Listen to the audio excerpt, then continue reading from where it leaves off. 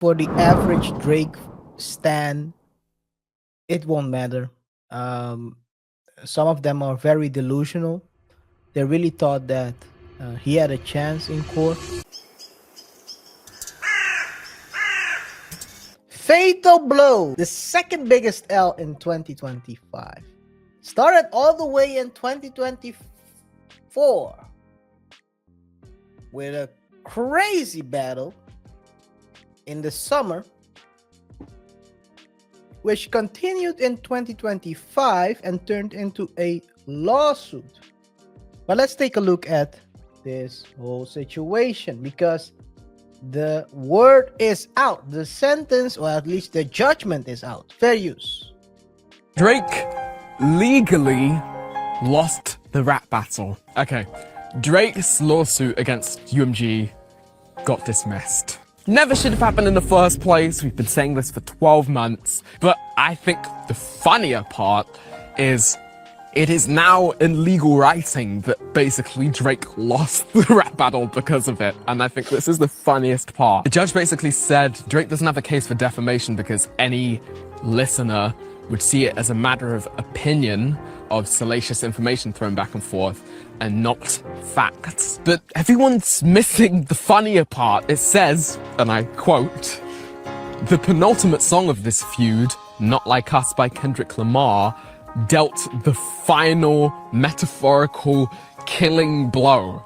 That is in legal writing saying, Drake, you lost the rap battle. Imagine filing a lawsuit in public for the judge to say you lost the rap battle.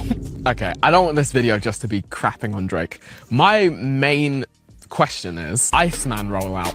Part of that rollout, the whole thing with the Pinocchio characters and stuff, was partly predicated on the lawsuit passing. This was the whole Drake fan narrative that this is the red button and the lawsuit's the red button.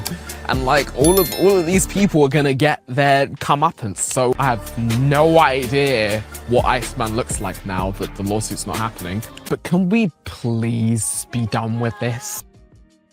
Crazy, but I think we talked about this in the past, where it's gonna end. And we were talking about actually the judge throwing it out, because it was a flimsy case. It was definitely not only flimsy, but it was petty. Yeah. But Cameron is petty, but he's funny. So, and 50 is petty, but he's funny, you know? In this case, it was just sad because he lost a rap battle. And then he filed, because he was claiming a lot of things, KaiR. He was claiming that to record companies and radio... getting payola. Yeah, radio shows were getting payola. They were were using paying bots. for bots. He was saying about bots. Was he talking... if I'm not mistaken, he was talking about Apple Music, amongst other... No. Well, Spotify. Spotify. Okay, so you say... Back to the Apple Music part. But there was something against Apple Music. Yeah, he started with Apple Music, Spotify, but then real shortly after, he pulled out Apple Music out of that situation. Which is also like a weak move to make, right? Nigga, you gay. So he was talking about bots, but all those things, because you were saying that the song wasn't that good. Yo, this is defamation. He was saying, no, but the most sad thing he said was that the song wasn't that good, and that radio what's the name?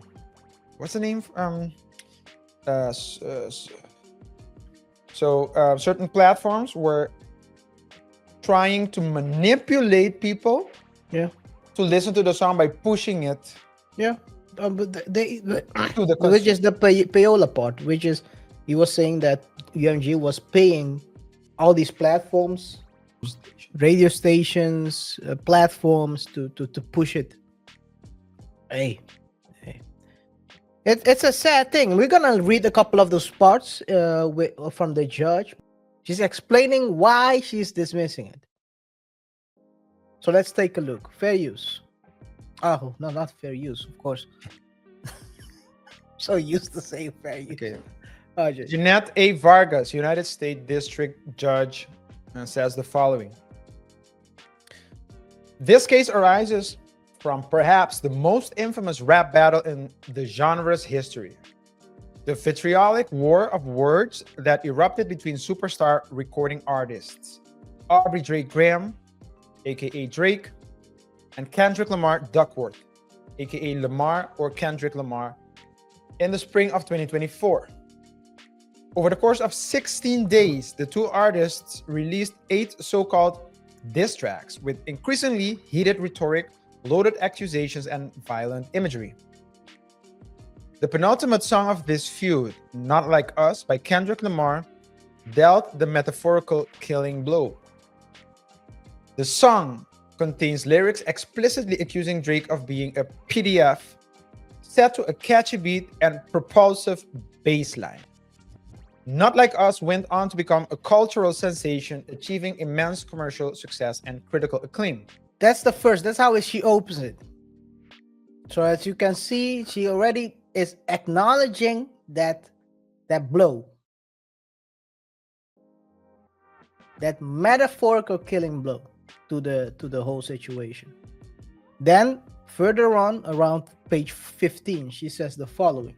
The forum here is a music recording and a rap diss track with accompanying video and album art. Diss tracks are much more akin to forums like YouTube and X, which encourage a freewheeling, anything goes writing style than journalistic reporting. Sandals resort, yada yada yada. Oh, that's like a quote. Yeah. The average listener is not under the impression that a diss track is the product of a thoughtful or disinterested investigation conveying to the public fact-checked variable content. So that's one thing that Drake was claiming, that he was actually stating facts, like he did some research. Yeah. Which is weird. I mean, it is possible, but if you say that, people say in diss tracks, I'm going to put you underground, 6 feet under, I slept with your woman, all those things. And these are all, no one believes it. I don't think, at least, to be true. It's just type of entertainment.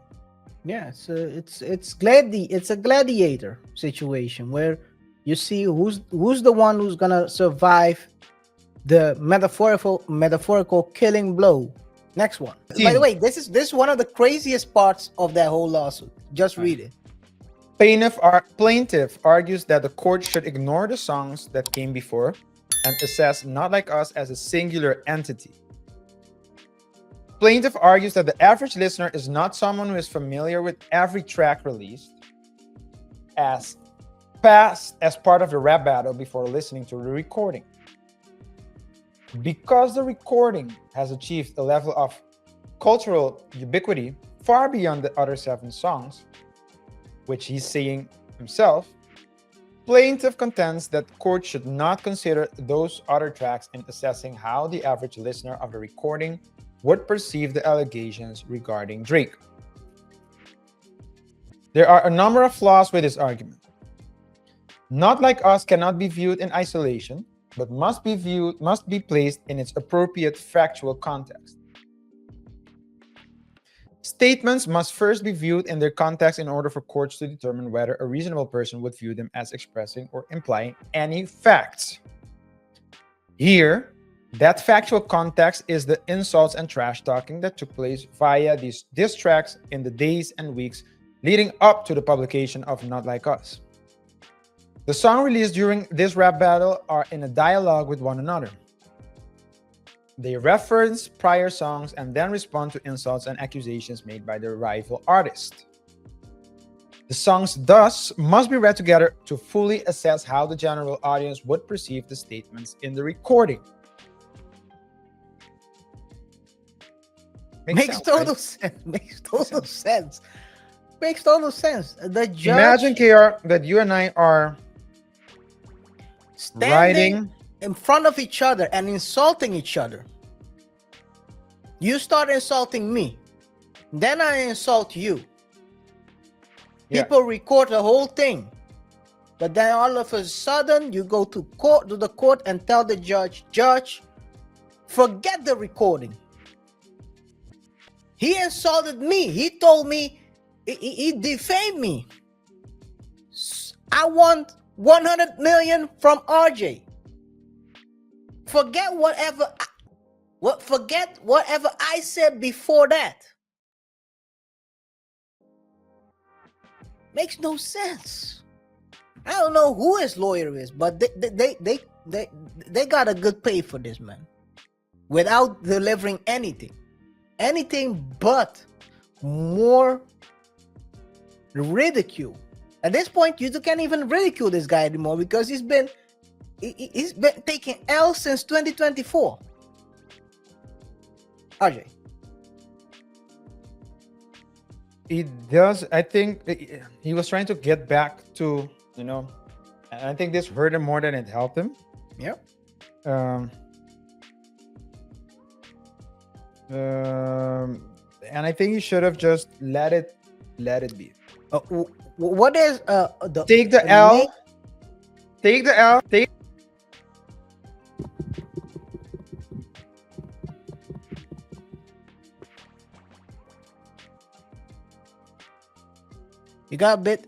Maybe you got a bit too excited.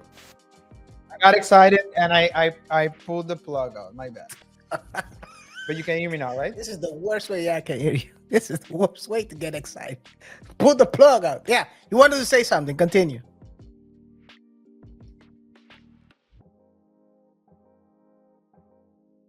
So yes, I can hear you. If he had not started a court case and just take the L, like what's the guy's name? Ashton Hall? Oh yeah, the L. Ashton Hall took the L against Speed, made it a skit back and kept it pushing effortlessly. Yeah. The next video was about how he took the L and how he would,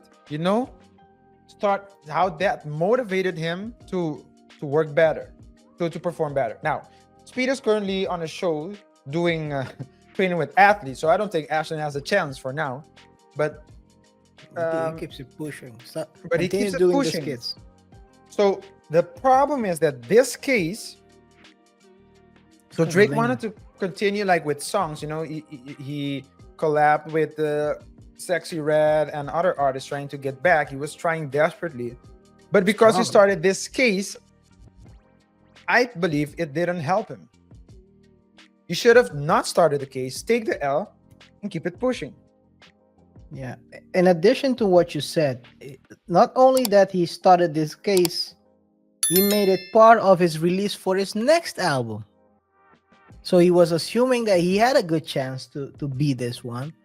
And this whole Iceman album release was tied to the, let's say it would have been a get back where he's suing and winning from UNG for $1 billion in a defamation case, and he would win, and then he would probably skate or disappear in the horizons because he's a billionaire now, something like that. I think that's what they had in their minds. That whole release is now screwed. That whole release for his next album. So I don't know what he's talking about. He should postpone it, right? I'm not sure what he has to do at this point. I mean, to be true, to be real, I think for the average Drake stan, it won't matter. Some of them are very delusional. They really thought that he had a chance in court, that he was gonna, let's say, help the people. They were running a lot of PR with this lawsuit. Yeah, that he was doing it for the independent artists and all this crazy stuff, while we all know that it was just an ego thing. At the end, I think it's not gonna matter to his average stan because, like I said, they are delusional. But I think the average hip hop, his legacy in hip hop is now, I would say, tarnished.